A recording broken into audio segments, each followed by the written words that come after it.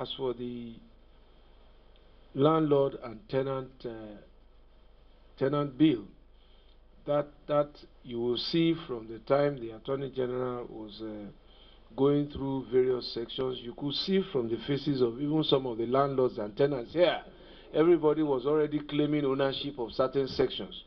And this is the character of this bill, because long before it became a law, or even before it was brought here as a concluded bill, it has already generated a lot of debates and controversies. There have already been discussions on radio, some have been listened to, all sorts of opinions have been written in newspapers, and the debate continues even before the bill has become law. And this is not unexpected, and this is because the law speaks to the problem of the day. It speaks to the challenge of providing shelter in an affordable way for a growing and urbanizing population in a large city-state like Lagos. So we think that we have done the right thing here. We have made a law that has engaged the serious problem of the day. Some of the debates, of course, have raised about whether the law will work and what solutions it will offer to the housing problem. The Commissioner for Housing is here with me. But before I assent to this law, I think it is important to restate its history. As I said here, there are already stakeholders, even in government. So members of the public must know that we ourselves, who promoted this executive bill, and the members of the House of Assembly who passed it, are going to be affected by this law.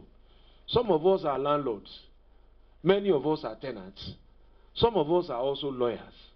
And therefore, you can imagine the kind of very, very involved debates we had in the State Executive Council, even to pass the bill. And I recall how heated those debates were by some landlords who felt that, look, we shouldn't do this. Of course, I had to chair those debates with members of ESCO who were also tenants, taking sides. So one must commend members of government on the executive and legislative side for attempting to intervene in this manner on behalf of the public.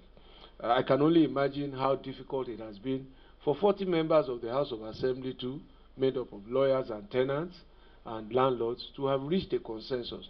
But I think we must remember also that this bill took on a life of its own. Immediately, the House called it for public hearing.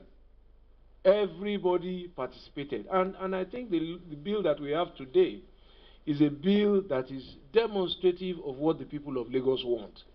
Because I think they ultimately decided how the final versions of that bill should look like. And this is the character and representative essence of our democracy. This is the law that the people wanted. This is the law that their representatives have made for them.